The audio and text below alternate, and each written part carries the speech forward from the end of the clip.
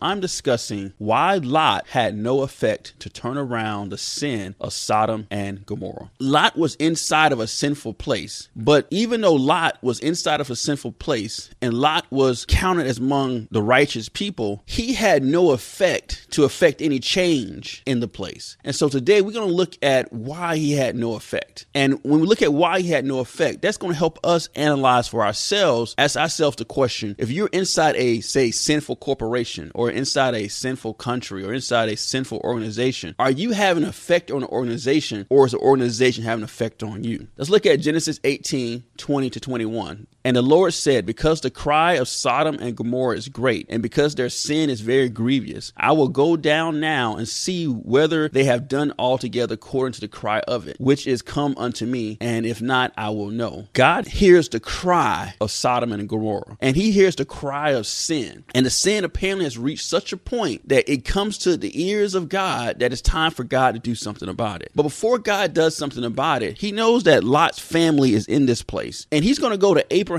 and let him know that something bad is about to go down here. But Abraham stands in the gap for Sodom and Gomorrah and says, hey, if there's any righteous people there, will you save the city? And they go through listing how many righteous people are in the city to determine how many was necessary for God to save the city. And once they got down to the very last little bit, Abraham said, what if there's just 10 people there? Will you save the city? And God said, yeah, I'll save the city for 10 people. So God sends angels out to Sodom and Gomorrah to see if he can find at least 10 people. We're going to look at Genesis 19. We'll start at verse 1. We're going to skip around and look at this story a little bit in detail. And there came 2 angels to Sodom at evening, and Lot sat at the gate of Sodom. And Lot, seeing them, rose up to meet them, and he bowed himself with his face towards the ground. So apparently Lot recognized that these people were men of God, and he's at the gate waiting. Why is he at the gate waiting? Well, he knows that it's sinful inside the city. So I think he's trying to help outsiders and protect them from getting infected by what's going on here. So he's at the gate waiting, and he sees 2 righteous people, and he knows, hey, I don't want these guys here. Verse 2 says, and he says, behold, now my lords, turn in, I pray you, unto your servant's house, and tarry all night, wash your feet, and you shall rise up early and go on your way. And they said, nay, but we will abide in the streets all night. So Lot is trying to warn them. Lot is trying to protect them. He said, hey, come into my house. And then you come in your house, we eat, and in the morning you get out of here. He doesn't even want them nowhere near the city. Verse 4 says, but before they lay down, the men of the city, even the men of Sodom, compressed the house around, both old and young, all the people from every quarter. And they called unto Lot, saying unto him, where are the men which came into thee this night? Bring them unto us, that we may know them. So what they're trying to do is they're trying to rape these 2 men. So they come about his house and say, hey, we want to rape these 2 men, bring them out right now. We want to know them. And that know them means they want to have sexual intercourse with these 2 men. Verse 7 says, and Lot says, I pray you, brother, do not do so wickedly. Behold, now I have 2 daughters which have not known men. Let me, I pray you, bring them unto you, and do you to them as good in your eyes. Only unto these men do nothing, for therefore came they under the shadow of my roof. So Lot is about to do something that's even more evil. He's about to offer his daughters to be raped so the men of the city wouldn't rape these visitors. That's even more twisted. But you see the craziness that's going here on Sodom, that these men would rather rape men than sleep with women. Verse 10 says, but the men put forth their hands and pulled Lot into the house and shut the door. These men are the angels. The angels pulled Lot into the house. Verse 11 says, and they smote the men that were at the door of the house with blindness, both small and great, so that they were weary themselves to find the door. And the men said unto Lot, hast thou here any besides son-in-law, and their sons and their daughters, and whosoever thou hast in the cities, bring them out of this place. So the angels is asking Lot, hey, who else is here with you? Because we need to get these people out of here. Sodom and Gomorrah is about to go down now. Verse 13 says, for we will destroy this place, because the cry of them is waxed great before the face of the Lord, and the Lord has sent us to destroy it. And Lot went out and spake unto his sons-in-law, which married his daughters, and said, up, get you out of this place, for the Lord will destroy this city. But he seemed as one that mocked unto his sons-in-law. All right, let's pause right here for a second. Let's tear this apart a little bit. So his daughters, who are virgins, they're married. They're married to 2 men who Lot calls his son-in-law. And apparently they have not consummated consummated the marriage. Why have they not consummated the marriage? Is this marriage just a sham? Is this marriage just a facade? And why won't these men sleep with their wives? What are they doing somewhere else that's caused them not even want to sleep with their own wives? So you see how great the sin of this place is. And so when Lot goes to his sons-in-laws and tells them that this place is about to be destroyed, something bad is about to happen, he appears to him as one that mocked. That means he seems to be a joke. They were not taking him seriously. And this is the key point of why Lot had no effect in the city of Sodom and Gomorrah, because Lot had so conformed to the traditions of what's going on around him to the point he could even offer his daughters to be raped. He was not taken seriously. And so when you start to conform to the practices of the world, when you know the truth inside of yourself, and when you try to step up and say, hey, this is not the right way, this is the real way to do things, they're not going to take you seriously, right? But say, hey, wait a minute, aren't you the same guy that was hanging out with us in the club? Aren't you the same guy that was cursing the hallways with us? Aren't you the same guy that was talking trash behind the back of somebody else? Because now when it's time to get seriously, you're going to be looked at as a joke because you are a part of this culture. You're part of the system. So this is one of the reasons why Lot had no effect. Let's look at verse 15. And when the morning arose, the angels hastened Lot, saying, arise, take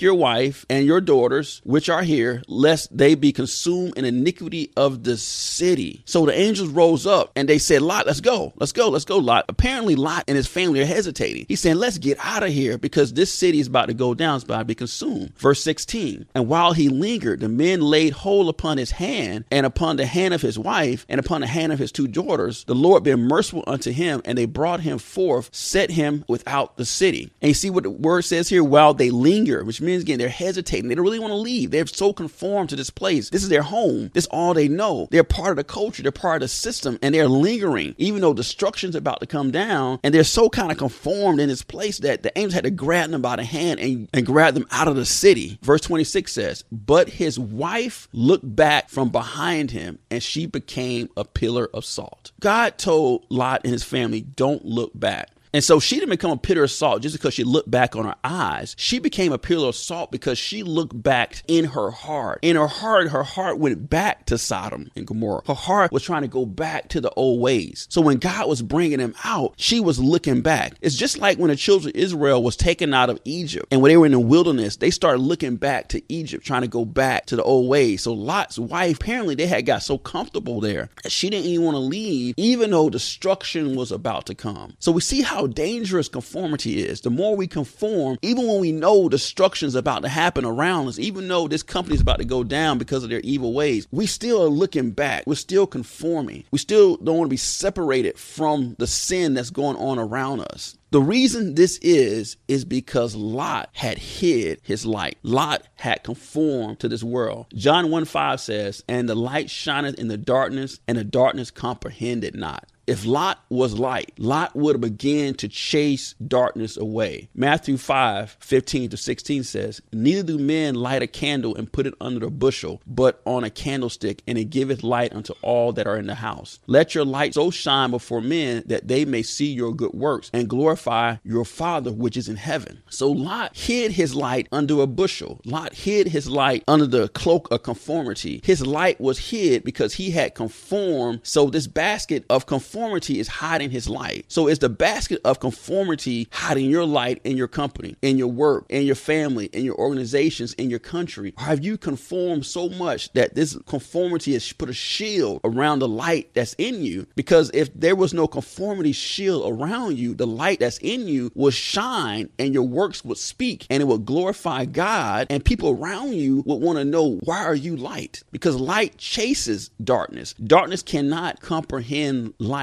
because light will drive darkness away. It may not drive away from the entire company, the entire culture, but around you, you'll be driving away darkness. And we know that Lot had hidden his light so much that he didn't even train his family right, because his wife looked back. And let's look at Genesis 19:31-32, and we'll see what's going on inside of his daughter's life. Verse 31 says, and the firstborn said unto the younger, our father is old, and there is not a man in the earth to come unto us after the manner of all the earth. Come, let us make our father drink wine, and we will lie with him, that we may preserve seed of our father. So his two daughters, they're so warped from Lot's conformity that they're going to get Lot drunk so they can have sex with their father. This is definitely not something that God would desire. If his daughters were taught correctly, this would not even be part of their thought processes. If he had taught his family correctly, his wife would not have looked back. Lot's conformity is not only affecting the culture around him, but it's affecting the word that his family knows. And apparently his family doesn't know any word because his wife looked back and his daughters want to get him drunk to sleep with him. So the danger of conformity affects people around you, even in your family. So we can't let the conformity of the world hide our light. So in conclusion, Lot had no effect around him because he conformed. And when he conformed, he hid the light that's in him. Lot became a chameleon to fit in and not to rock the boat. He hid his light and didn't lead his family in the ways of God. So conformity is a dangerous situation, and we got to be careful and guard against conforming to the culture around us, because if we conform to the culture around us, even though we know the truth, we're not going to have effect because they're going to look at us as a joke. Conformity covers your light.